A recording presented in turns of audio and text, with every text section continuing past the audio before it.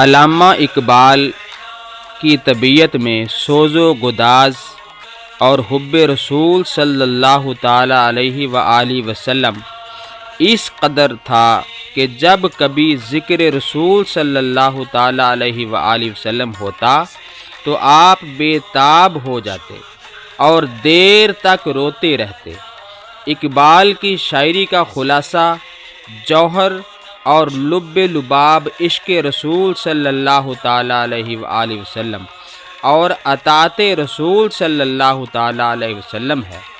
ان کا دل عشق رسول صلی اللہ تعالی علیہ وسلم نے گداز کر رکھا تھا۔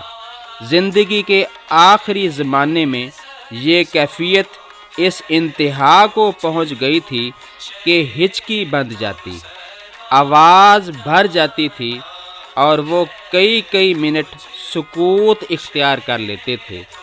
اقبال فرماتے ہیں کہ مسلمان کی سرشت ایک موتی کی طرح ہے جس کو آب و تاب بحر رسول صلی اللہ تعالی علیہ وسلم سے حاصل ہوتی ہے۔